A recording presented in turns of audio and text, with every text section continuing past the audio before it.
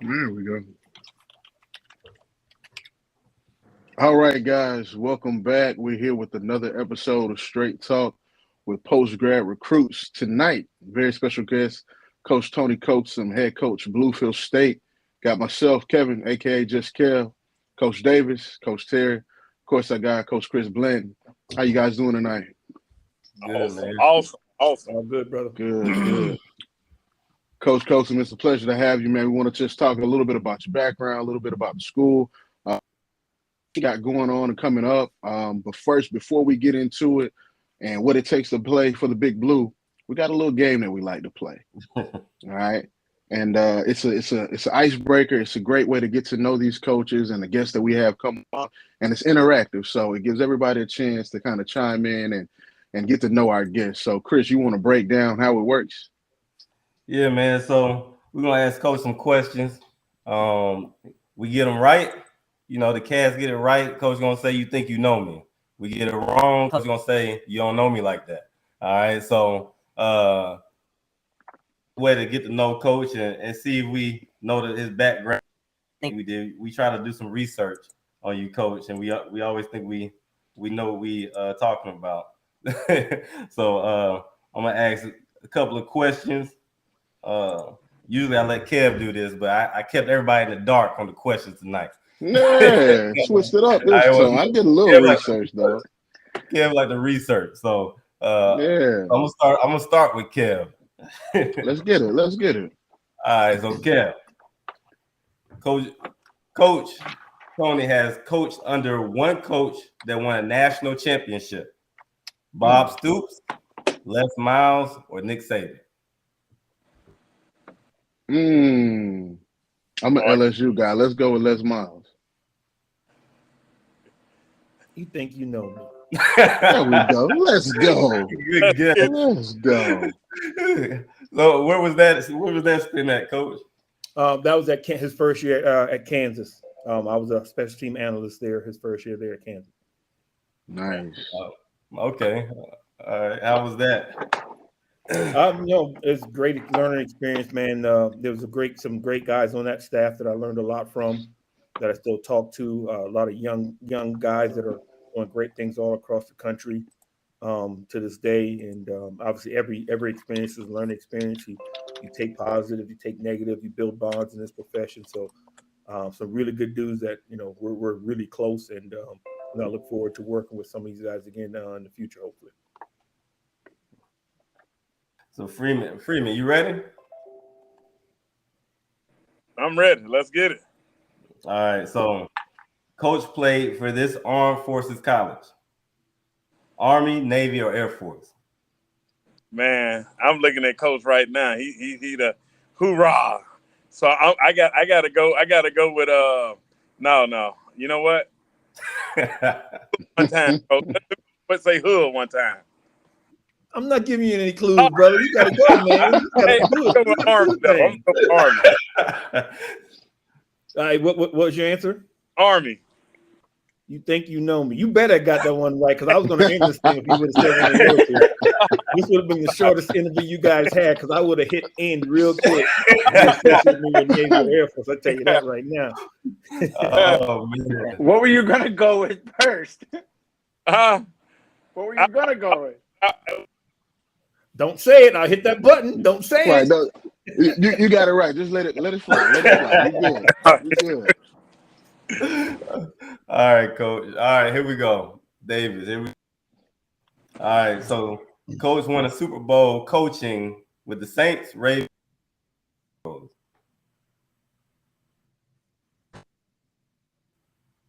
gonna go with the Ravens. You don't know me like that. So who was that with, Coach? I won it with the Broncos. I did coach with the Ravens, but I won that Super Bowl with the Broncos.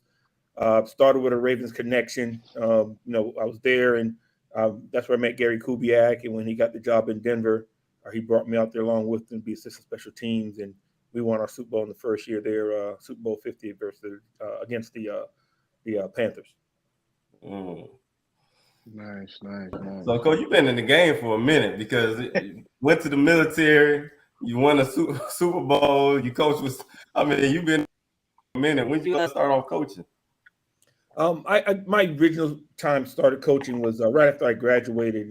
Graduated from West Point in 2000.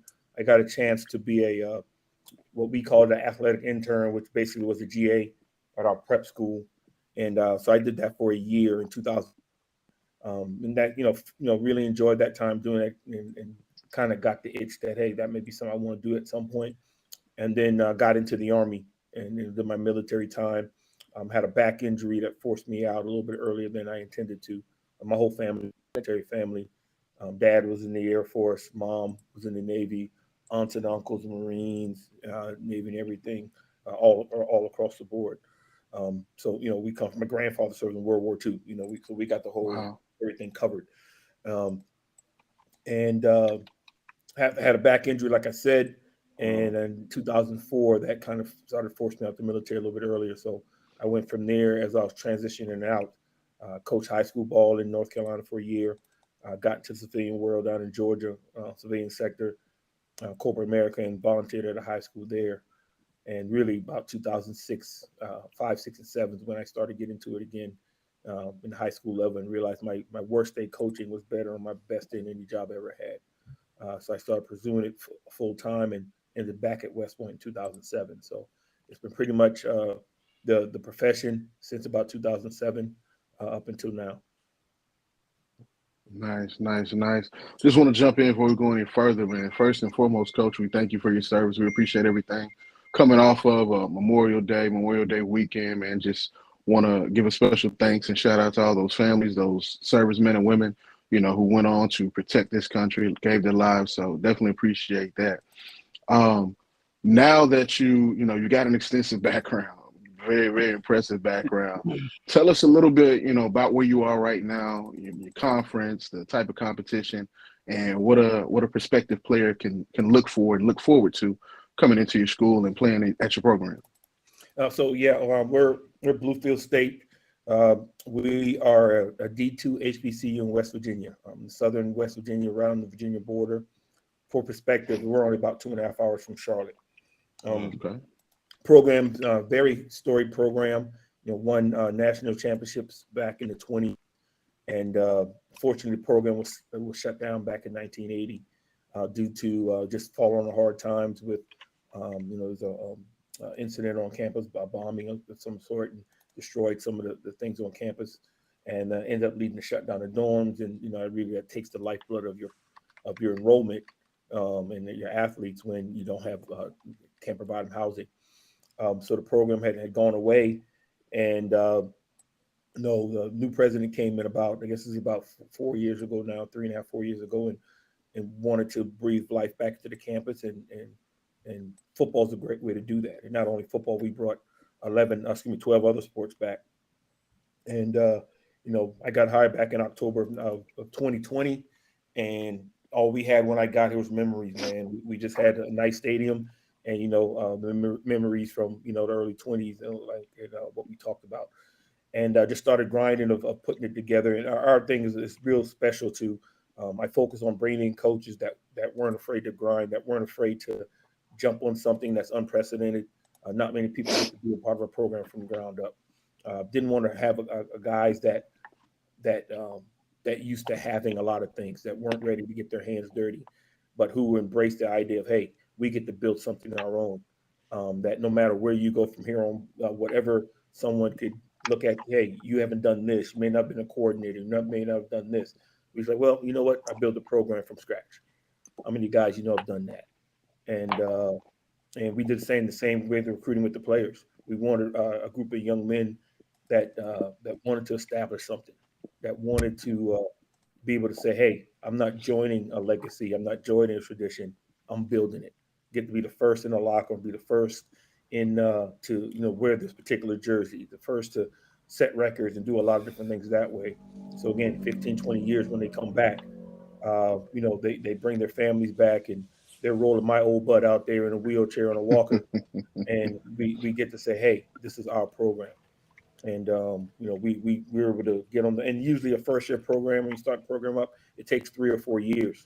You bring in the head coach, he brings in a coach or two, you bring in the rest of the staff, then you recruit players, and by year 3, you're getting on the field, and usually, honestly, you're still getting your teeth kicked in a little bit, playing against, programs that have been around. Well, we're like, you know what? We don't want to do it that way. I got hired, like I said, October 9th, 2020, and September 4th, 21, we were on the field playing for the first time in 41 years. Had a bunch of freshmen. None of our kids had ever played in an NCAA football game before. We only had about 3 weeks of practice due to COVID. We had a COVID quarantine situation that took a week from us. So we had all these kids to learn all the systems. In 3 weeks, we're playing a game. And it's a team that had guys that were 22 years old in some cases. And with about 2 minutes and 37 seconds left on the clock, we had the ball with a chance to go win the ball game. We made a valiant effort there, didn't get it done, but in a lot of ways, there was a lot of success getting on the field and putting a competitive team on the field. And then we went out, we won our next 3 games. Nice. So we got on the road and was able to play against some really, teams that were bigger, stronger, and faster than us, but just in the belief of who we were and the bond that we're about. And my whole thing on this program, I base it off being Army football. The brotherhood that I had with my brothers there, I was like, if I can get it anything close to what we have in that realm, we're going to be pretty damn good. And we made strides to do that.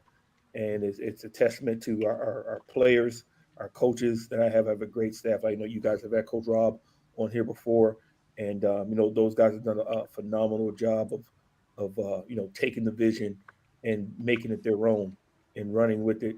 And I have a very young staff.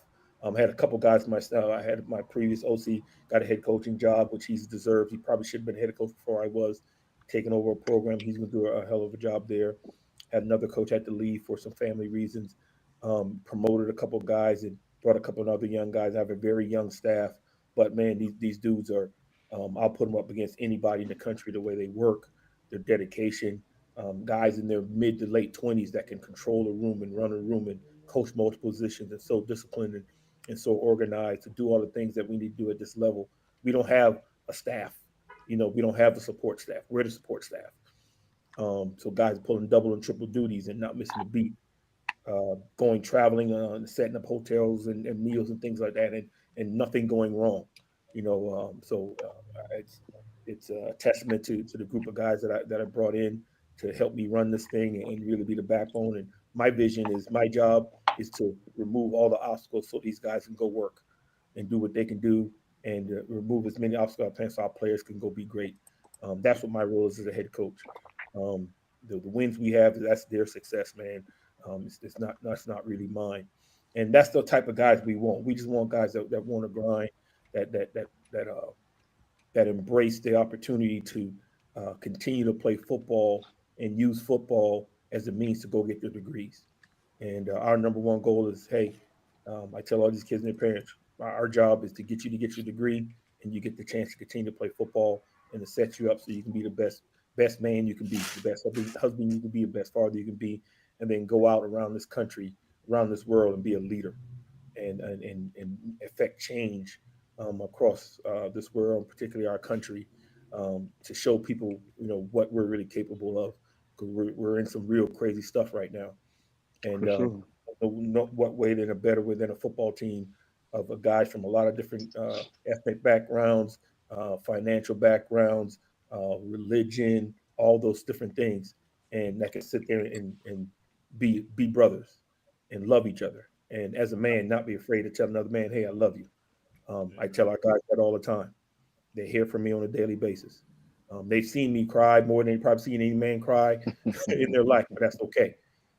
We're all human. We're all adults. I mean, we're all emotional creatures. I got no problem showing that, because in the end, no one's going to. I don't worry about what a lot of people say when it comes to things like that.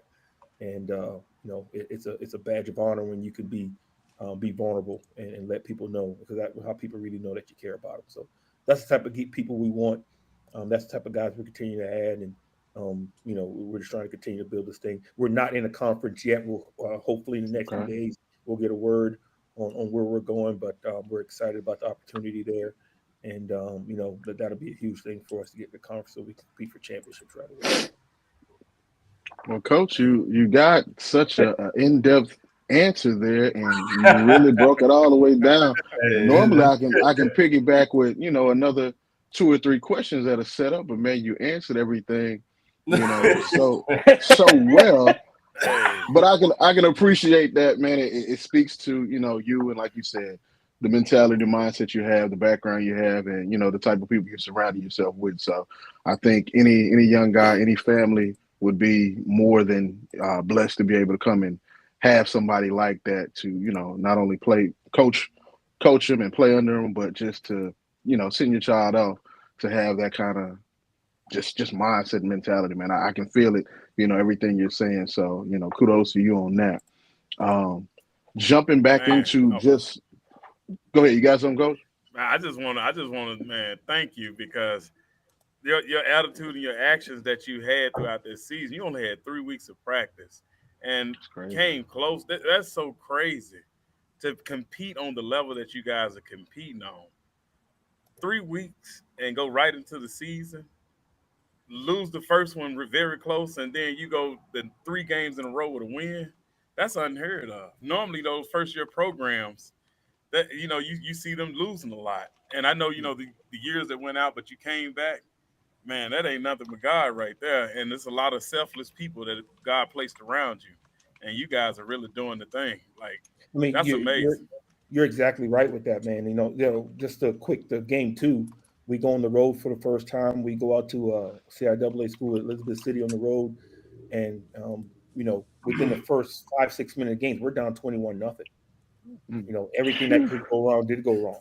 You know what I mean? And it was just quick resolve. It was like, hey, fellas, are they better than us? I said, they're not better than us. We're shooting ourselves in the foot. Can we play? Yeah, coach, we can go play one. I said, all right. I use a little different, little more colorful language. I'm like, hey, well, let's go out and show it. It doesn't matter. Let's go out there and be who we are. And we went out there and we scored a touchdown, and then we stopped. We scored another one. Next thing it's 21-14, and then I was like, okay, look to the other sideline. You see the language. Now let's go finish this thing. And from the point being 21 down, we all scored 35-6 the rest of the game. So it's just a mentality of the guys never flinching and just having that attitude of, again, for such a bunch of young kids, mostly straight out of high school, they didn't realize that they're not supposed to come back from a score like that. Mm-hmm. But again, it's the mentality of just play ball. That don't worry about the scoreboard. The scoreboard is just there for everyone else. That ain't for us. Right. You go out and play every down, play for those dudes next to you. And again, that's the mentality that I grew up in as an Army football player. We didn't care what the scoreboard was.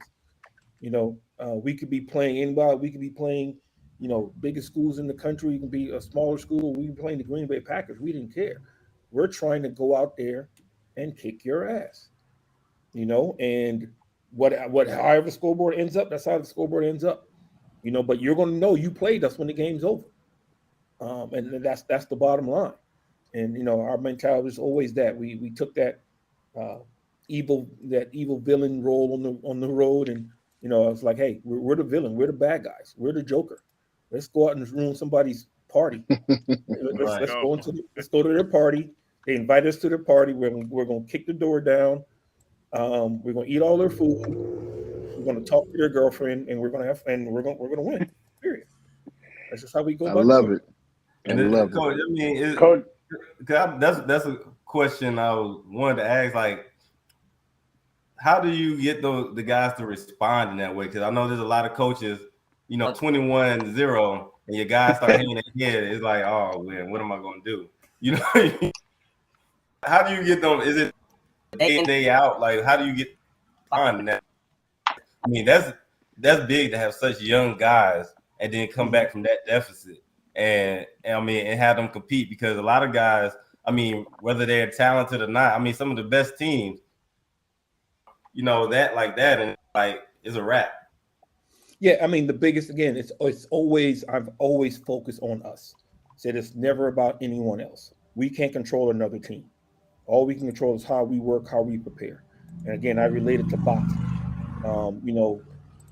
Boxing, back in the day used to be 15 rounds. You schedule, but now train for 12 rounds. They say, hey, we're training for 12 rounds. It's all about respecting the game, and I call respecting the game is respect your opponent, that you're going to train in a manner because you're expecting them to be at their best. So you're training in order to do that. We're training for a 12-round fight. Okay. Now, if they don't come ready to play, you don't train for a 12 round, you're going to get your ass knocked out in the first round. All right. The beautiful thing about football, it don't matter. You're going to be locked in. You show up to us, or we show up to you. Those gates are locked, and you got 60 minutes on the clock. So we're going to come ready to play those 60 minutes. Right. And if you're not, then you got to deal with it for 60 minutes. So in that particular day, it was the other way around. They came out and we made some mistakes. They hit us with some haymakers. We dropped us to a knee. We got up. Hey, fellas, we can't get on the bus and go home. So yeah, what are you going to do? What are you going to do from here on out? We got another 55 minutes to show what we got. So let's go out and go be us. Go do what we do. Don't worry about nothing else. Represent ourselves. And again, I think it's a mindless, faceless creatures that we're playing. It doesn't matter what the opponent is. We do what we do. We focus on getting ourselves better. We focus on improving ourselves. We focus on mastering our crafts, and then let everything else play out as it play out. And that's how I take it today. That's how I take it on a daily basis. We have fun, but we work. They know we're going to be hard on them, but that's just how we go every day. And I tell them, I'm going to be the loosest head coach you ever play for. I'm dancing on game day. Pre-game, during the game, we were down 21-7. Song came on I liked. I started dancing on the sideline. It is what it is. I know we're prepared for that game. I'm not nervous. I've never been nervous on the game day, player or coach, because I put in the work to know everything I've done, I'm prepared for. To me, if you're nervous in the back of your mind, you're like, you know what? There's something I didn't prepare for. You can be anxious for a game and ready to play, but nervousness and anxious are two different things. I've never been nervous on the game day. So I kind of try to exude that to them, and that's how we roll. So they see us, we may not be in the best situation, we may be down a touchdown or whatever, and they see me crack a smile, they see me crack a joke. They say, if coach is cool, I'm cool. We go out and play ball. And that's just how we roll with it. It only takes one play to turn the game around. Absolutely. That's it. Hey, Rocky said it best. It ain't about how hard you hit. It's about how hard you get hit, and keep on ticking. That's all it is. Got to. Take that flow. Coach, jumping back into, just the mentality that you clearly have, and I'm pretty sure it exudes throughout the staff and your players. This is the question I started asking, I don't know, maybe 6, 7, 8 episodes ago, and we kind of stick to it. For me, it's a loaded question, not necessarily for you as a coach, but for the young guys who are going to be watching. We talk about two things. We talk about the NIL, your thoughts and opinions on that. But first and foremost, we talk about recruiting in the portal versus recruiting high school kids. And you've pretty much, summed it up and said you had nothing but guys from high school. Speak on that a little bit because, in the social media age that we're in, you have so many guys who say, man, I'm getting overlooked, or this person took my opportunity. And, my thought process is there's always somewhere for you to play if you want to play. And a lot of guys are, they're not being honest with themselves. If you feel like you should be at this place or that place, go prove it. So what are your thoughts on, basically bringing in fresh faces out of high school, those high school kids, versus trying to get maybe the JUCO guys or the transfer portal guys that a lot of schools seem to be going towards these days? Yeah, that's a great question. There's a couple levels to this. The main reason, the first year, we didn't really look at JUCO kids or older kids as much, just because we knew we were brand new.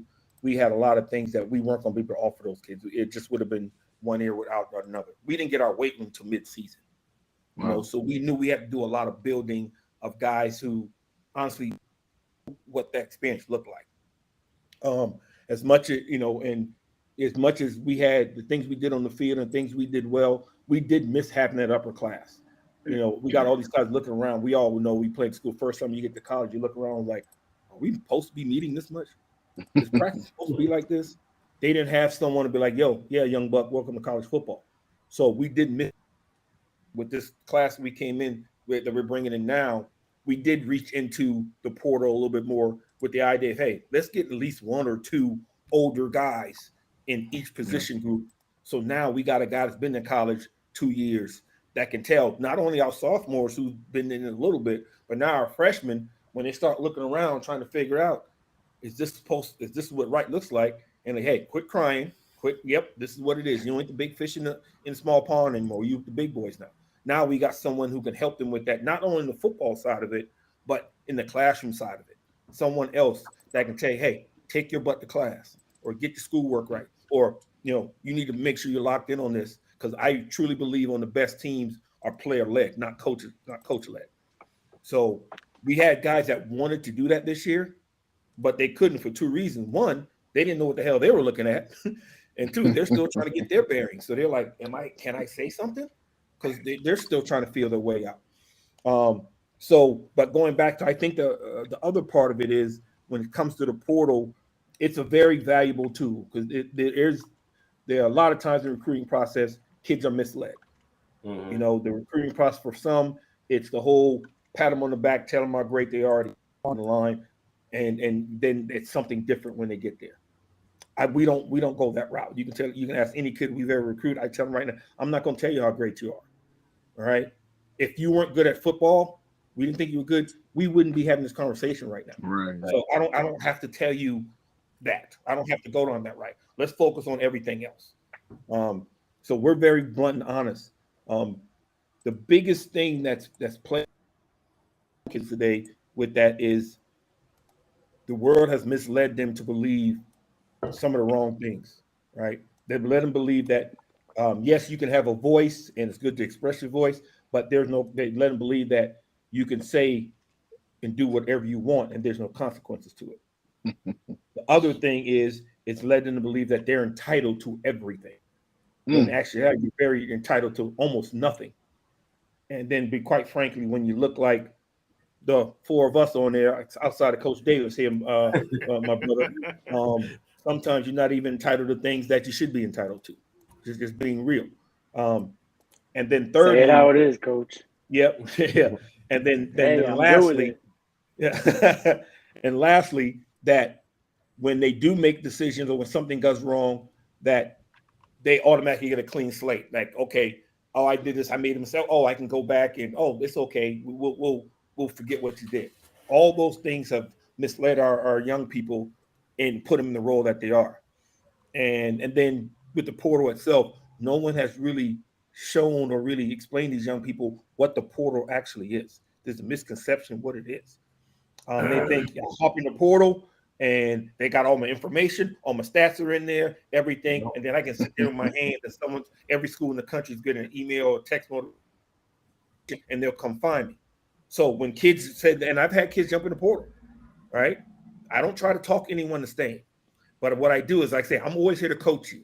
So if you want to make those decisions, I'm going to make sure you have the most informed decision. So what I do, I open up the portal and I let them see what's in there. I let them see that number that's sitting at 5,000, 6,000 names in the list. And I ask them, what else do you see? What do you mean, Coach? Do you see anything that says linebacker, running back, height, weight, 40 time? Do you see any of that? No, what do you see? You see a name, you see Joe Jackson and Bluefield State. That's it. That's all the portal is. It's nothing else. And their eyes get big. You mean it's not? Yes, that's all that's in there. There's nothing athletically rated in there. So this is what you're jumping into. And your little and you post your little message on social media and all that. Yeah, your little 700 followers ain't gonna get you the offers you need. You know what I mean? So the kids that everyone knows about. ESPN gets these other guys their offers. Mm-hmm. Everybody knows they're in the Twitter in the portal because they're on ESPN. You're not that guy. So you need to do, if you can get in the portal, you need to be ready to work in order to get your information to the right people so you have a shot. But again, Coach, I am that guy. Talk to them. But their response is I am that guy. No. Coach, you not letting me play to my full potential. It's on you. That's the one. You That's holding the me one. back. And You you know holding what I me tell back, Coach. So, and here's it. I'm glad y'all say that because this is how we talk about it. In our whole introduction, I tell them all one thing that we have. I have a thing called EBDs. What's EBDs? Evidence-based decisions. Every day you're telling me something that gets you on the field. When we're in meetings, are you sitting back in a meeting like this, or are you taking notes, or at least are you sitting up, looking where you need to be? When we go over things in practice, are you watching the guy in front of you, and when he gets corrected, you do the drill right, or are you making the same mistake?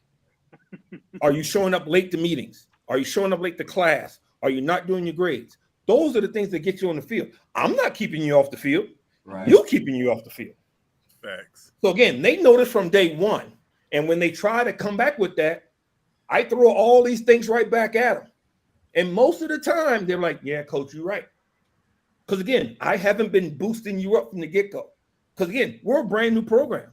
So pretty much, I think all except maybe one or two people, I think every single healthy body we had played for us in some capacity this year. Because we're a young program. Then we only brought in 80 guys last year. So what coach in his right mind want to win is not going to play someone that can help them win. If I can't trust you to go to class, how am I going to trust you to do right on the field?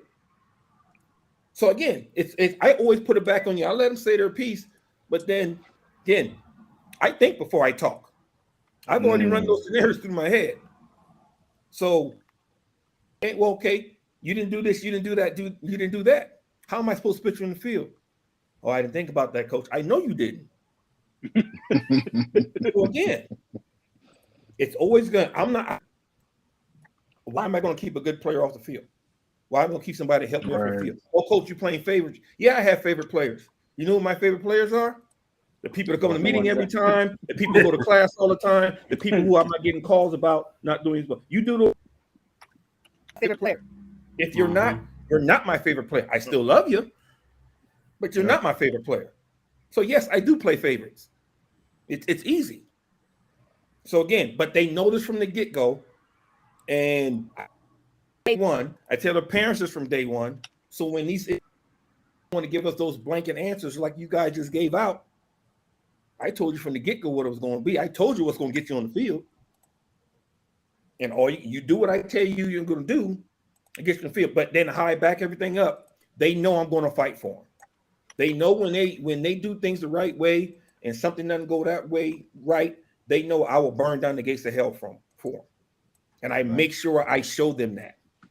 They know I'll go the extra mile for them with certain things in order to get right. You got kids from all different backgrounds. You got kids that deal with financial issues and things.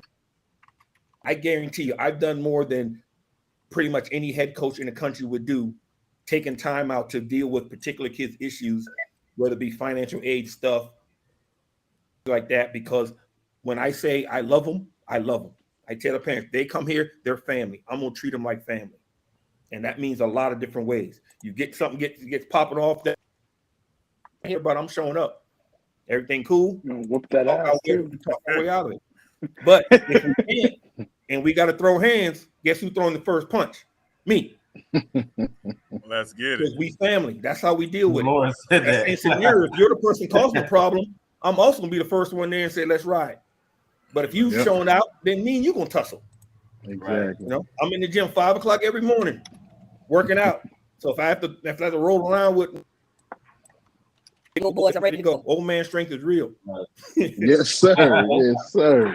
Again, I'm very real with these kids, man. And I'm hard on them. I demand a lot of them, but I don't demand things of them that I don't think they can handle. And again, it's all to show them what the real world is going to be. The real world will kick you in the guts and make you fall down. And while you're down, it's going to try to curb stomp you. That's exactly what it's going to do. So I'm trying to tell you, it ain't all sweet and nice like the world is telling you. Oh, you're supposed to get this. No, you got to work for everything you got. And I try to let them know that. For sure. Coach can definitely agree and appreciate a bunch of what you said there. I think we're in a society and an age where, entitled. That's the key word. We got a lot of guys, not just, athletes, just in general. We have an entitled society. So to have somebody with that type of mentality, it's tough love, but it's honest and real love. We need more of that. We need more of that. Going into the NIL, just one quick with NIL is a positive thing. Not enough guidelines for everyone to follow right now, and it's allowed just people to run with it and push it, because every rule you get, someone's going to push the envelope, but there are no rules, so look to push. So we just need to get some guidelines in order for everyone to prosper it the right way, and then still protect these kids for the vultures that are out there that will try to get them to sign on things and sign their life name away for 10, 15, 20 years down the line for $4,000. You know what I mean? So it's not a bad thing. It's just not set up the right way with the right guidelines, some type of uniformity guidelines in order for it to benefit kids out there. No, I definitely agree. Let's stay there for a minute, because you talk about coming from a historically black college out there at Bluefield State. Coach Saban and Dion have been in the news and making headlines. What's your opinion, not only on just players being able to benefit and make a little money, but when you have the guys, and I know it may not affect you guys at this point, hopefully one day it will, but when you have guys who are, some of them, they're making more than some of these NFL rookies and things of that nature, and you coming from all of these different backgrounds from high school to the NFL, how do you think that affects a locker room? When you get one of those guys, I think quarterback USC getting $4 or $5 million, and they're able to come into that locker room and they're making that kind of money. They're hyped. Maybe he's a Heisman type guy, or even if you have somebody on a smaller scale, you guys are getting $4,000. I'm getting $100,000. I'm the best guy in the conference, whatever. How does that affect the locker room? You think, just thinking back to your time in the league where guys are getting different contracts and different money, how can you see that working out on a college level? It definitely does have a different feeling than the NFL, because those guys in the league know, okay, I have a lot more control over that than what these college kids do. Because, example, I would say not even at a huge school, but let's say a group of 5 type school. But again, the education these kids they just think it's out there for everyone. No, it's not. It's like a business. They're going to find the guy that's most marketable for them. So let's say you're at a group of 5 school, you got a left tackle that's an NFL dude, right? And you got a quarterback that he's a good quarterback, but he's not an NFL guy. That quarterback guy is the guy that's going to get that NLI deal, because the fans want to see the quarterback. The fans want the quarterback's face out there, advertising this car dealership or doing something in the commercials locally. They don't want that. They don't know who that left tackle is like that. So now you got a quarterback who's not even on the same level as a player as that guy, making $100,000, and that left tackle's making nothing. This dude like, I'm being in the league. Why? This dude's getting why? And is he selfish? Not necessarily, but there's still human nature. So that's the stuff that people don't think of. That again, the kids think, oh, it's out there for everybody. No, it's not. They pick and choose who they want to give this money to, and now you get your feelings hurt. And the next thing you want to do, you go to the school. The school's like, I got nothing to do with this. Mm-hmm. This is literally nothing to do with us. And that's what's happening. The schools are kind of getting. I can't do nothing for you on that. That's not my realm. So again, that whole education piece of what's really out there, it can be tough. If you don't have a very strong locker room, it could definitely divide guys. Because now you're like, I'm better than this dude. But just because he play a premier position, or you look a certain way, or he has a certain type of personality that's more viable, he's going to get that money, which that happens in the league too. But those guys understand that. You know what I mean? And then the other part, they're not getting the education piece on how to do with that money. You know what I mean? These guys I already know for a fact, because I've seen it. Guys get their refund checks from school. They go out and buy $300 pairs of sneakers. What do you think is going to happen when you give a guy 20, 30 grand? Right. And oh, by the way, Uncle Sam coming to get his at some point. They're not gonna it may not happen now, but they're not going to let that just keep happening when these guys getting this money. And Uncle Sam, hey, brother, yeah, you forgot mine. Me, my homeboy FICO here, been waiting for you. Need that. And so the education piece on that, they haven't taught these kids that. Because again, they're getting all this money on how we're doing. They're blowing it. They're not putting 10, 15% aside to get ready for taxes unless someone's telling them that. But that's not happening across the board because they don't know. So let me ask you this, Coach. And as you're having conversations with other coaches, around different leagues, different levels of it, are you all as coaches having to become those people who are trying to, give that knowledge and give that advice to these kids? Or are you hearing of coaches? Are they hiring outside parties to help with it? Like, what are the coaches doing? Because I know it's just another layer added to what you guys have to do at this point. Yeah, I know personally a lot of coaches that do that. Some of the biggest schools, they're taking more proactive roles to educate. But I think innately that's what the coach is really embracing. What his role of is the well-being of these young people. So you don't want to see any of them fail. You don't want to see any of them fall in situations that's going to harm them. So yeah, that's being added on us. But hey, that's part of to me, that's part of the job. Again, your family. I don't want someone taking advantage of my son like that, or my cousin, my nephew. So yeah, I'm going to do what I need to do. Make sure you're educated to to get the benefits from this and not be taken advantage of. So you're not hurting yourself down the line. Going back to what I said earlier, when I got these kids that want to leave the portal, I just don't tell them bye. I try to educate them, and I tell them all, you need me, call me. And I've had some that got in the portal and they've called me. Because despite them deciding to go someplace else, they know I still care about them. I said, once you play for me, it's for life. We connected for life. I'm your coach for life. We family for life. I got guys I coached 10 years ago. I still text them or call them on their birthday. Because that's what it is. That's what it is for me. So I'm always going to do that for them, and I'm always going to take in that role to make sure I try to get as knowledgeable as possible as I can, so I can make sure they're informed the right way of what's going. Because they're going to always hear what the good stuff is. Right. But again, I'm going to tell you, hey, this is where it could go wrong, and you need to be aware of that, so you don't get caught up in a trap, and now you make a decision that's going to harm you 10, 15 years down the road. Gotcha. So a lot of good stuff there. Moving on. What's the future looking like right now at Bluefield State? What are you guys' aspirations? You said you guys are about to get into, a conference hopefully any day now. What's next season looking like? What's the next few years looking like for you guys? Yeah, our big goal is just continue to grow and progress. Like I said, we brought in about 80 kids last year. We're trying to increase that more to about 90, 95, and then going into year 3, be at our full roster of about 105.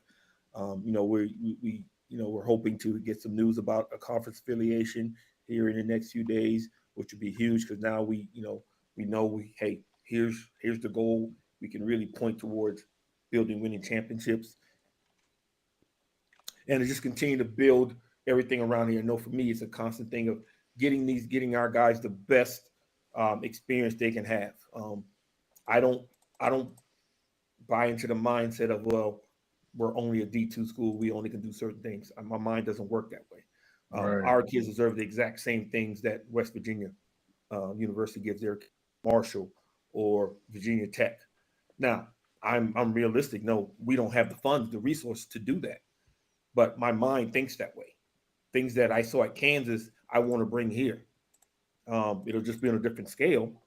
But there's no reason why our kids don't deserve any less. I want it to be the absolute best weight room that we have. We have a very good weight room. I've had people that have been in Division II weight rooms before. Had kids that played at the conferences, played in the conference that we're trying to get into, and they were transferring. They came and said, "This weight room is better than the one we had." You know what I mean? So things like that I'm proud of, and I'm always trying to do more. When we travel, we had a few road games last year. It's like, you may have to leave the day of the game to get. I'm not putting my kid on a bus the day of the game for a 6-hour trip. I'm not doing that. Yeah, we're traveling the day before. We're staying in a hotel, and that's what we did for all of our road games, except for one. It was only a 2-hour trip, and the only reason we didn't stay in the hotel then because it was an evening game. If it was a 1 o'clock noon game, we would have stayed in a hotel there because our kids deserve that. So trying to set this thing up to be the absolute best. My aspiration may be here, but what we can afford may be here. Well, that's what we're going to try to get. But if I ask for this, we're going to get that. So that's just not how my mind works. You're not put me in a box and say, well, we can only do this because we're a D2 or because we're an HBCU. We're better than that. And that's what I know. That's the thing. That's what Dion, with Prime being there and doing what he's having that same type of impact. That hey, our kids deserve the best like everyone else, and everyone should feel that way about the program. And no, not just settle because that's the way it's been done, or well, only because you're not supposed to be able to do that. Well, I don't believe in that. So I'm continuing to push to get our guys at that level. And then, like I said, 3 years from now, or 2 years from now, 3 years from now, on our year 4, our goal is to be, hey, that Bluefield State team, there's something to be reckoned with. We set a little bit of tempo in year 1 of how we're going to play and in the effort we're going to give on the field. But here on out, I want to continue to grow. So come year 3, year 4, people gonna be like, hey, these dudes are something to look out for. They they do it the right way. Those dudes are absolute axe murderers on the football field. But when you meet them off the field, they're perfect gentlemen. That's how you play this game. This is a violent, physical game. You got to be able to play it that way. But we also want to have gentlemen and respectable young men off the field. So when the professors see them, they take off their helmet and they're like, I can't believe it's that guy. That's the most sweetest, kindest guy I've ever seen. But he just tried to actually murder a human being on the football field. You know what I mean? That's what this game is about. And you got to be able to do both. So that's where we are, and that's kind of how we go. I don't put wins and a number of wins and losses because that ball is shaped funny, and you drop it, it's not gonna fall the same way every time. And we've had, we lost the first game of the season, and I was more happy with the way we played in our first game of the season that we lost than the game on homecoming, first homecoming game in 40 years, and we won that game. So again, I focus on the process. I focus on how we play. That's how we play. I focus on that. The outcome is the outcome. There's a lot of different reasons could happen of why you win or lose a football game. I focus on the process and the outcome of how we go about playing the game. If we play to our standard, I'll be fine. Mike Tomlin is a hero of mine, a mentor of mine. He's my fraternity brother. And he said the standard is the standard. That's what we try to do. Standard is the standard. I love it. We worry about a particular standard of play because that's what we can control more than anything else. If we meet that standard, I'll live with whatever the outcome is going to be. Because again, I believe our standard is so high, it's going to lead to more wins than anything else.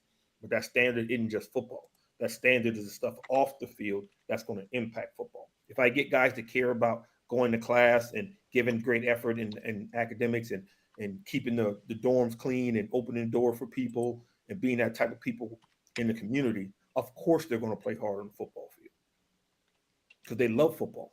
You know what I mean? If I can get you to go the extra mile in the classroom, I'm not worried about you going the extra mile on the football field. You're going to try for that strip sack instead of just a sack. You're going to try to break a tackle and score a touchdown to get the extra first down or do that. You're not just going to sit or catch it on the sideline and going out of bounds. That's going to be easy because you love that. If I can get you to get the extra effort on the field, the football stuff comes easy. Second nature. Yes, indeed.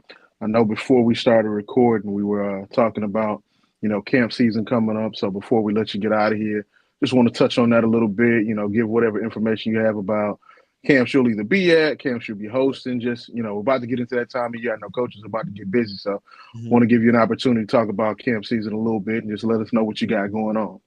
Yeah, so we have a couple camps coming up this weekend on Friday, June 3rd. We'll have our, if they can walk, they can come to camp. You know what I mean? From, little kids to that age to 8th graders. We focus very fundamentally on that age. We don't care what position you play. We're going to get them in groups, more age groups, and they're going to learn the fundamentals of each position at that group. On Saturday, the 4th, is our prospect camp and our skills and big man camp. We have our high school age kids there, and basically we're going to do positionally our coaching. We're going to coach them how we coach our guys, put them through the different drills that we do, all the drills that we teach our guys, all the coaching points, which is going to improve, get them better for their high school teams. But then also we'll be able to get eyes on some guys to see, hey, are you a guy that can play for us? For our camps we had last year, we signed like 3 or 4 kids and guys who came to our camp last year, offered them in camp, and then they're signing with us. So when we say you come show up and show out, you could leave with the bag right at the camp. If we think you got that offer, we'll give it to you. And then we'll do. We're going to camps all across kind of the East Coast here. We're going to be at the Shaw camp on, I believe that's the 12th or 13th. We're going to be at the UNC Tar Heel camp, Mac Brown camp, that next week. There's this up and down the East Coast. We're planning on being down at the HBCU mega camp in Atlanta. I think it's going to be at Morehouse this year. We've been to a couple here in West Virginia. Just all up and down, man. We're going to keep doing that. And then our next set of camp for us will be the 17th and 18th in the same format. 17th is that Friday. It'll be a youth camp. And then that Saturday will be for high school kids. So for the guys who are watching and the ones who see it, there you go. You talk about opportunity and being able to have it. You got a head coach who's telling you where he's going to be, when he's going to be. He's signing kids from these camps. It's not just talk. So, for the guys who watch this podcast and see it and they say, hey, I want this opportunity. You got the Carolinas, you got Atlanta, you got places to be. You can get out and travel. I know you guys are out there moving around these days. So get to the camps, get seen, do what you need to do. And it's a very simple link for our camps. It's just TonyCoaxumFootballCamp.com. There we go. And all our camps are listed on there. Hey, Coach, what you got, Coach Terry? I was just asking, you was telling all the camps that you're going to. Are you sending in the guys to the Florida HBCU camp? There was a couple of those. You recall the date on that one? It was the 29th, May the 29th. Actually, my O-line coach, my recruiting coordinator was down there for that camp, if I'm not mistaken, on the 29th. I believe he went to it. Okay. I just wanted to make sure because I had some guys. I got a little dog out there, and he stand out in a lot of crowds. So I just try to make sure he's always getting seen an opportunity. I know he was slated to go. I'm pretty sure my recruiting coordinator did go out to that camp on the 29th. It was like in Jacksonville or something like that, right? Orlando. Yep, there it was.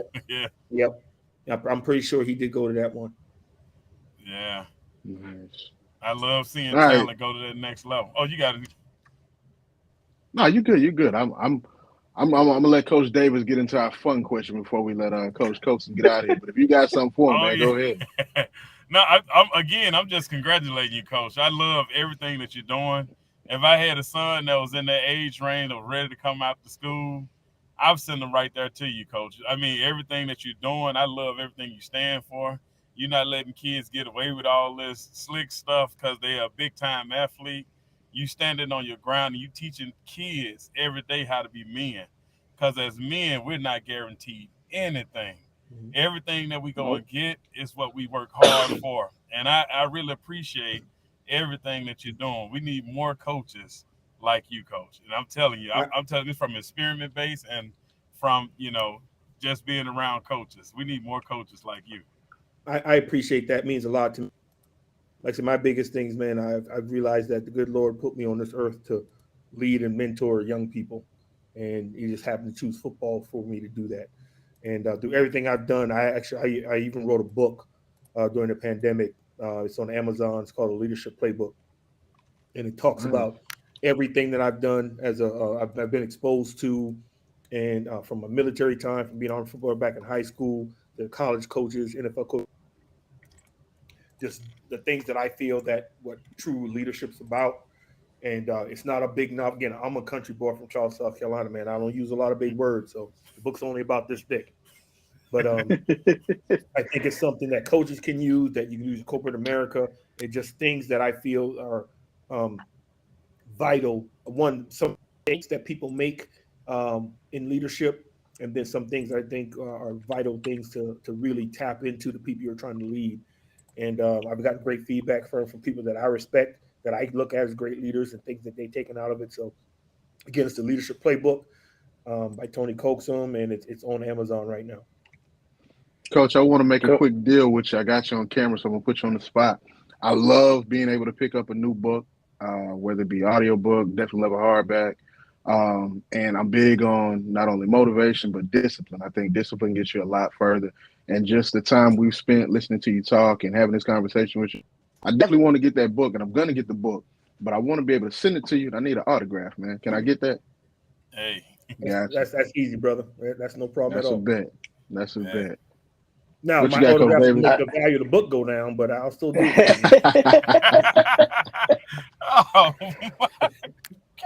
Nah, man, y'all about to jump into that new conference and take off, man. I know it's gonna be a pretty good item once you guys get this thing going. So I just want to. So what's this question you got for me now? Well, I just want to say thank you again. I mean, just echo everything that everybody has said. I haven't said a lot of words tonight, but I do preach everything that you preach where I coach at right now. A lot of the young men out here that are listening, that are watching this, that are learning, take what coach is saying to heart, just because you're getting taught the rough things in life or something's not the way you want it to go. Listen to what the coach is telling you. Listen to what you're getting told.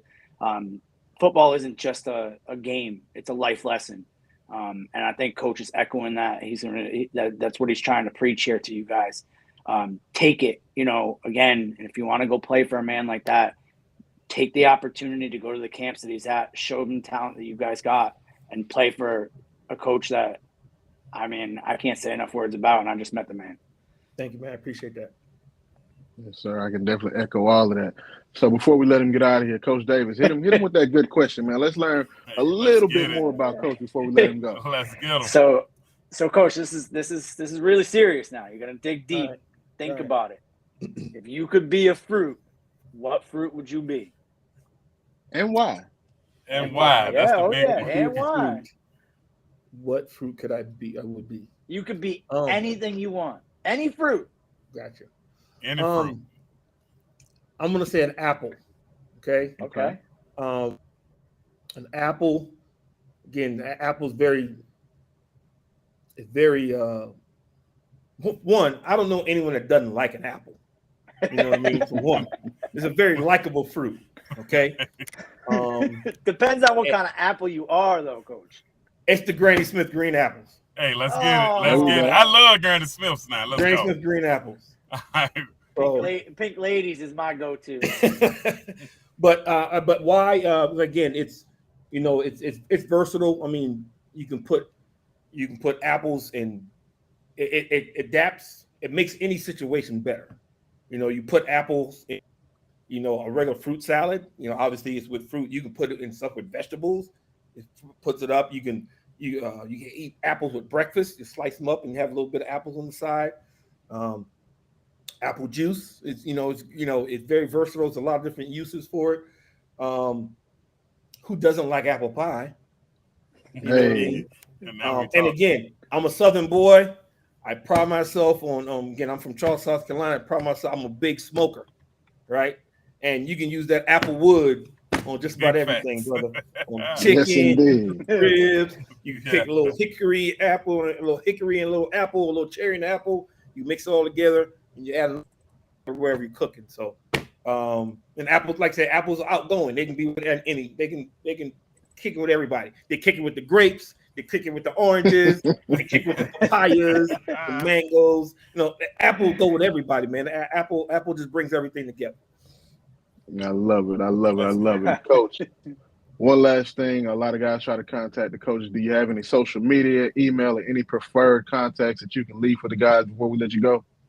Yeah, my Twitter account is at Coach Coax. That's COAX 17. That's probably the best way to reach me. My Instagram, it's the exact same handle for that one, at Coach Coke 17. Hit me up on there. Hey, and I need that. Say, I'm about 400 followers away from 10,000. Y'all go follow Coach. Go follow Coach, man. Give me to that 10 grand. I need that blue check, man. I got to get him a little something. Say, hey, man, I got 10 grand on it. Come on, help the brother out so I can get that blue check.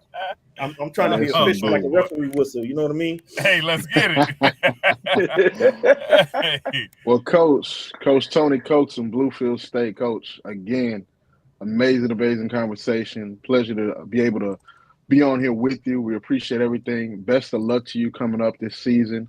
And just in general, man, to be such a well-rounded guy, to be so just deeply rooted in what you believe and what you stand on, I can respect that. I can really respect that and appreciate it. So, pleasure meeting you. We definitely need to do it again. Want to check in maybe after the season or something like that. So, for myself, Kevin, aka just Kev, Coach Terry, Coach Davis, Chris, I think he had some technical issues.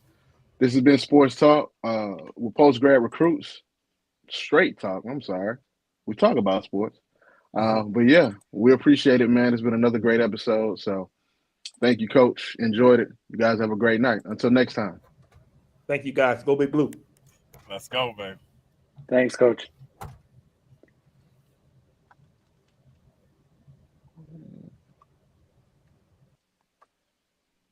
Guess we'll just hop out and Chris will cut it on the recording. So good stuff, Coach. We appreciate it, man.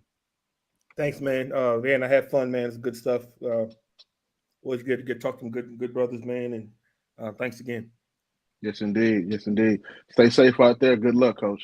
All right, now take care. All right. Bye.